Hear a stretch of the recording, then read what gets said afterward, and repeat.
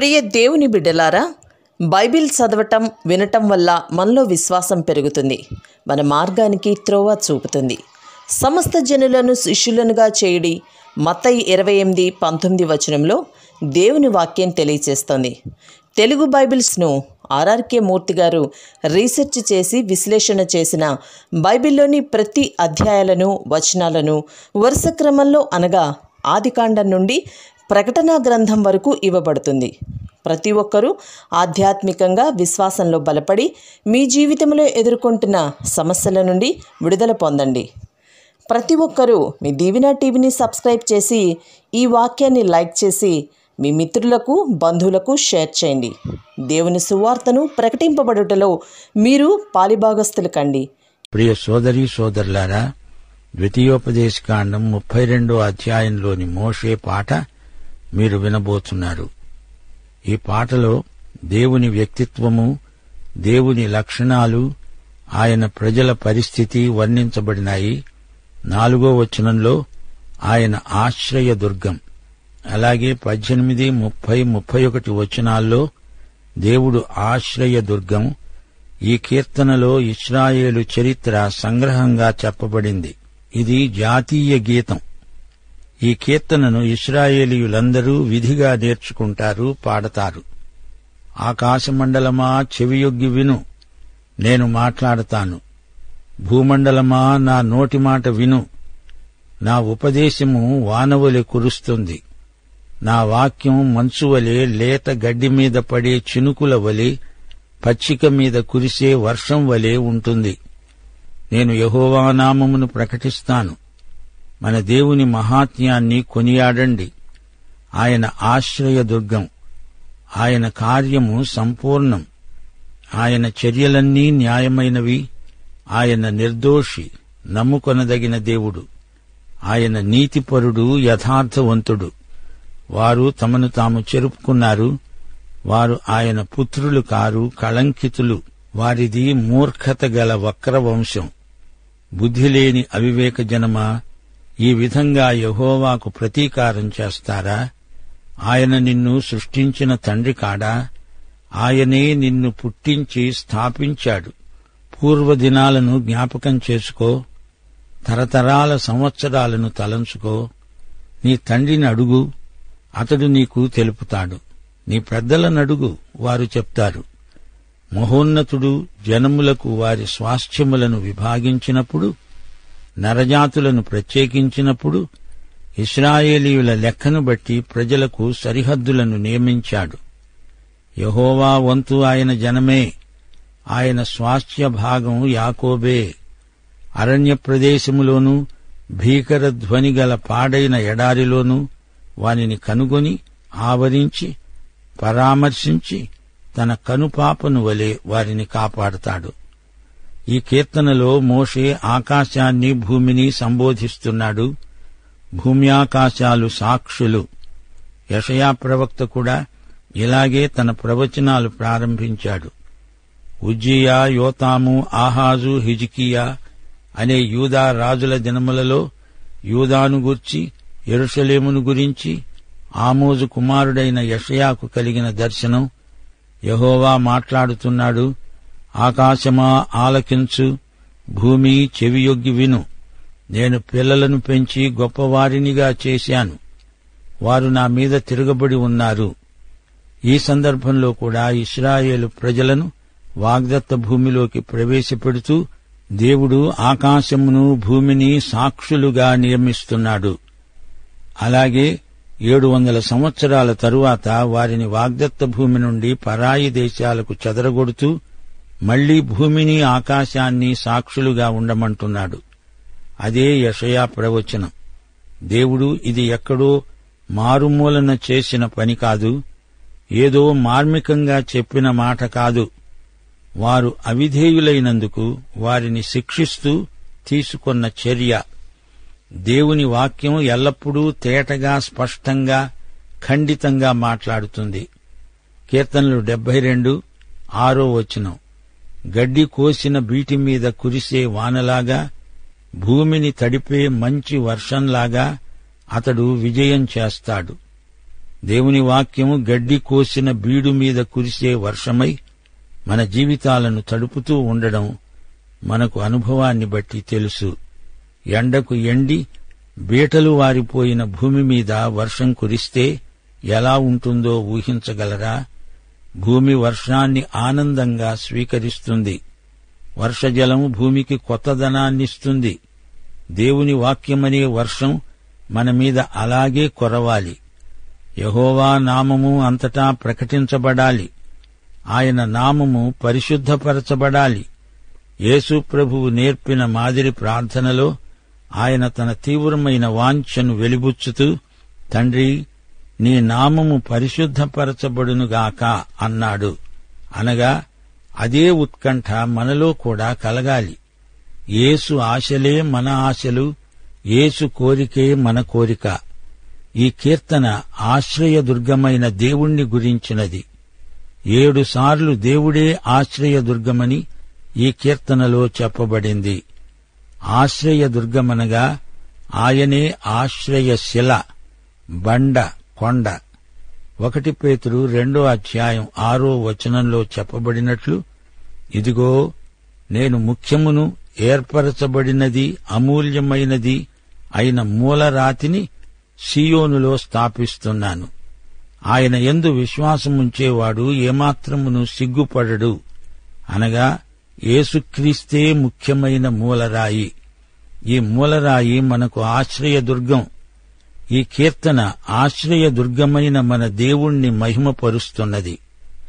ఇశ్రాయేలు ప్రజలు దేవుని కృపను అనుభవించి కూడా చెడుగే చేయటం దేవునికి ఎంతో బాధ కలిగించింది. ఇశ్రాయేలుకు దేవుడు తండ్రి, ఆయన సృష్టికర్త. ఈ సందర్భంలో దేవుడు తండ్రి అని మాత్రమే చెప్పబడింది. ఆయన విమోచన ప్రస్తావించబడలేదు. ఒక విధంగా చూస్తే దేవుడు అందరికీ తండ్రి. ఆయన సృష్టికర్త గదా. మానవులందరినీ సృజించినవాడు ఆయనే. దేవుడు ఆదామును సృజించినప్పుడు ఆదాము దేవుని కుమారుడే. గాని ఆదాము పాపం చేశాడు. అప్పటి నుండి ఆదాము సంతానము దేవుని కుమారులని పిలువబడలేదు. అయితే యేసుక్రీస్తునందు విశ్వాసముంచి మానవుడు దేవుని కుమారుడు కాగలడు. యోహాను సువార్త 1:12 యేసును ఎందరంగీకరించారో వారికందరికీ, అనగా ఆయన నామమందు విశ్వాసముంచిన వారికి దేవుని పిల్లలవడానికి ఆయన అధికారం అనుగ్రహించాడు. క్రీస్తుకు బయట మానవ కుటుంబమంతా భ్రష్ట సంతానం. దేవుని వాక్యం స్పష్టంగా ప్రకటించే సత్యమిది. ఈ కీర్తనలో దేవుని మంచితనం, ఆయన సౌజన్యం వివరించబడినాయి. లోకంలో ఉన్న జాతులకు దేవుడు సరిహద్దులు నియమించాడు. ఇశ్రాయేలీయుల లెక్కలను బట్టి ఈ సరిహద్దులు నిర్ణయించబడినవి. అందుకే ప్రపంచ రాజకీయాలన్నీ ఇశ్రాయేలు జాతి చుట్టూరా ఆవరించి ఉన్నాయి.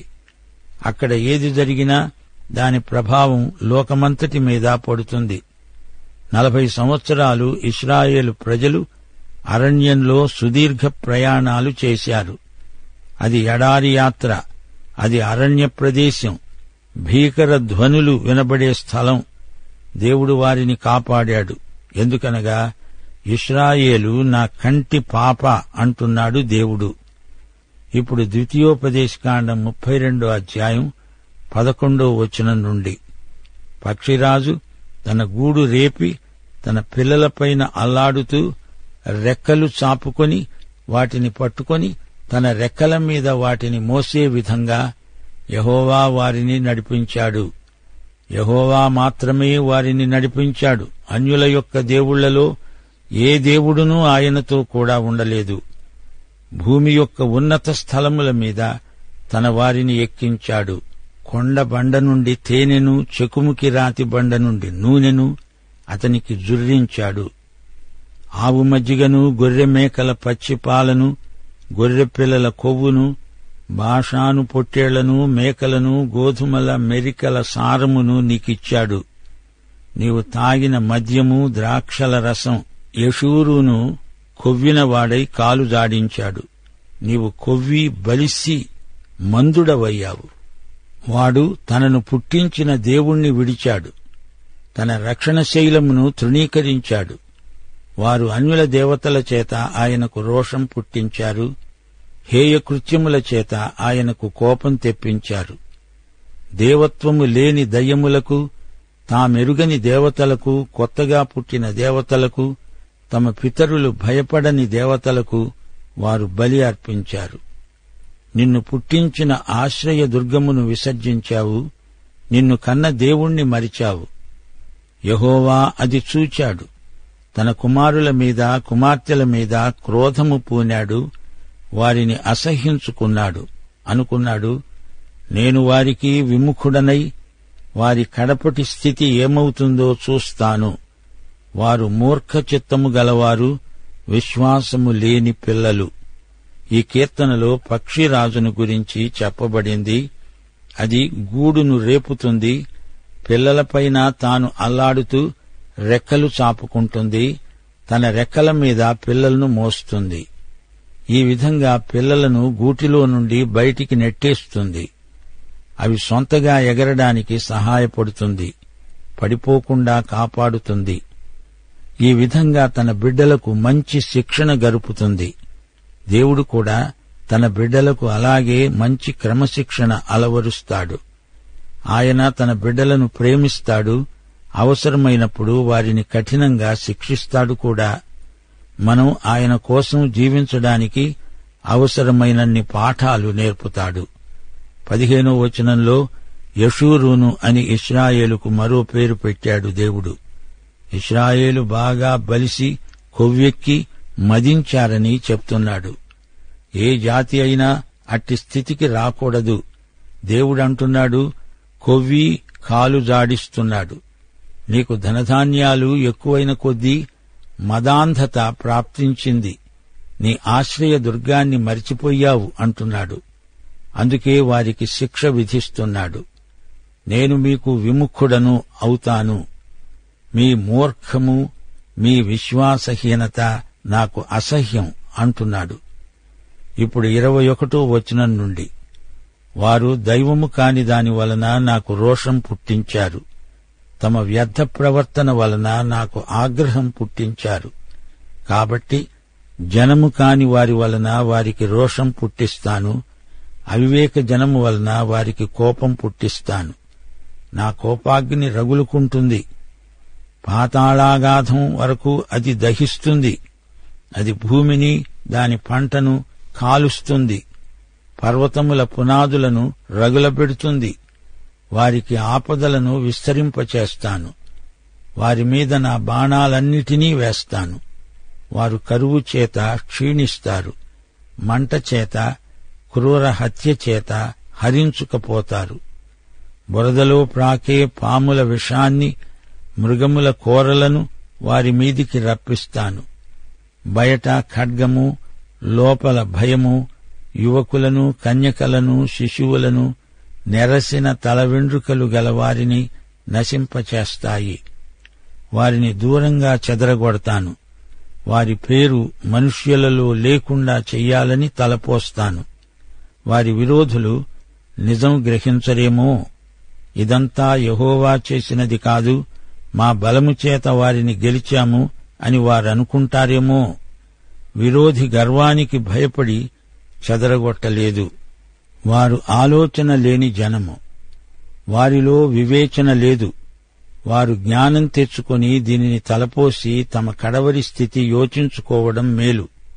తమ ఆశ్రయ దుర్గం వారిని అమ్మివేయని ఎడల, యెహోవా వారిని అప్పగింపని ఎడల, ఒక్కడు ఏ విధంగా 1000 మందిని తరుముతాడు, ఇద్దరు ఏ విధంగా 10,000 మందిని పారదోలుతారు.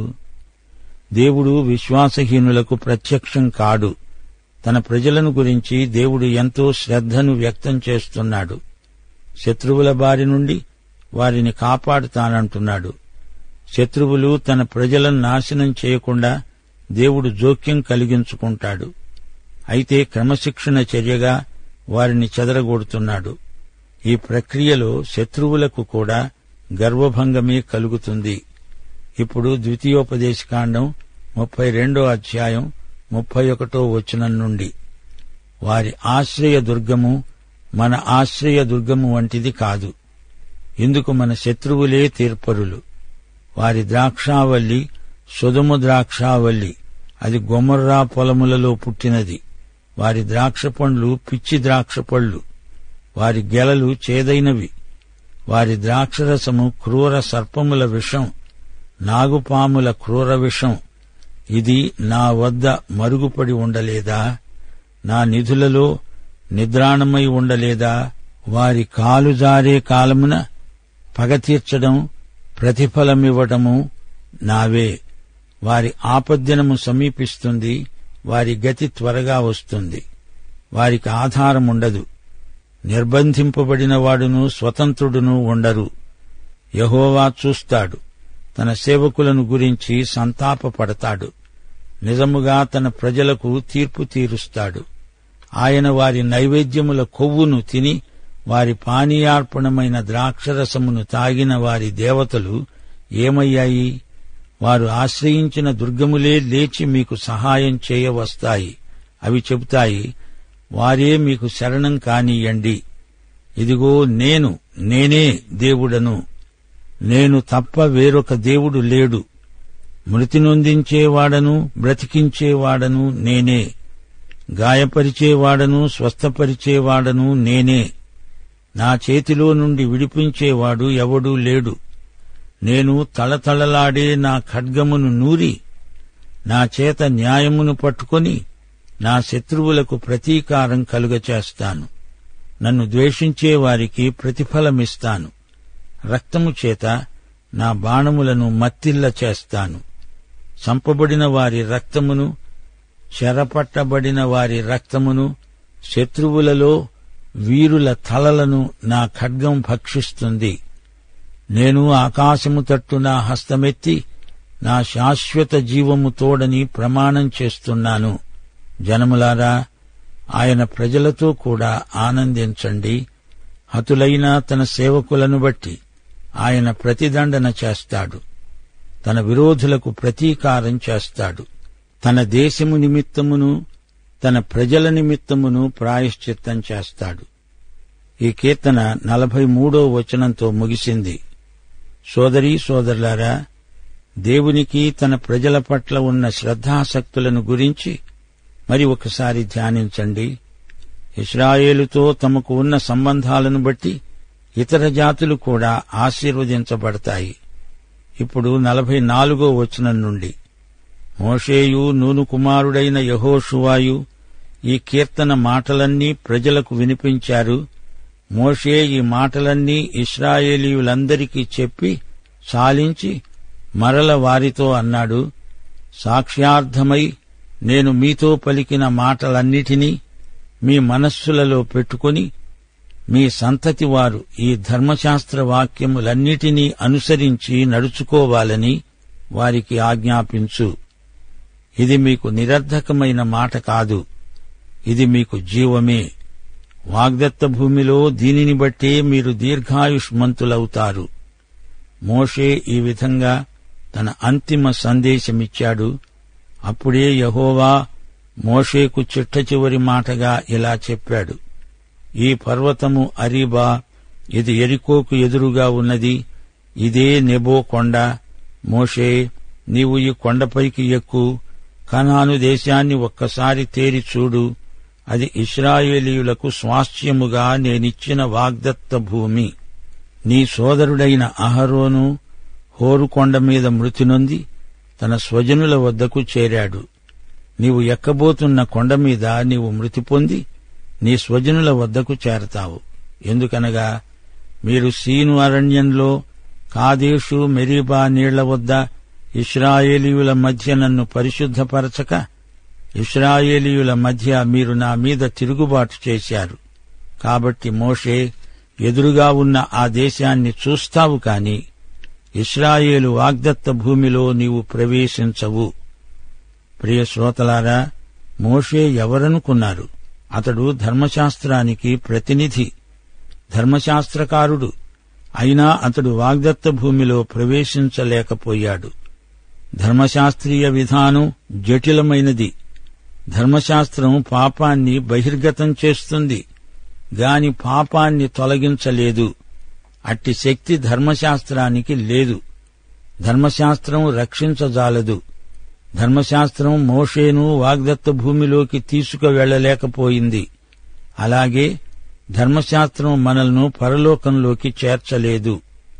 ధర్మశాస్త్రం ఏది చెయ్యజాలకపోయిందో దాన్ని యేసు చెయ్యగలిగాడు. నిన్ను పరలోకానికి చేర్చగలవాడు యేసు తప్ప మరెవరూ లేరు. అవిశ్వాసమనేది మనకెంతో కీడు చేస్తుంది. 1 యోహాను 5:10 దేవుణ్ణి నమ్మనివాడు ఆయన తన కుమారుణ్ణి గూర్చి ఇచ్చిన సాక్ష్యమును నమ్మలేదు గనక అతడు దేవుణ్ణి అబద్ధికునిగా చేసినవాడే. ఆ సాక్ష్యమేమనగా దేవుడు మనకు నిత్య జీవమిచ్చాడు. ఈ జీవము ఆయన కుమారుని యందున్నది. ప్రియశ్రోత, నీవీ యేసుక్రీస్తును నీ స్వకీయ రక్షకుడుగా ఎరుగుదువా? దేవుడు నిన్ను దీవించునుగాక. తండ్రి, కుమార, పరిశుద్ధాత్మలను త్రియేక దేవుని దీవెనలు సమృద్ధిగా మీపై వర్షించునుగాక. ఆమేన్.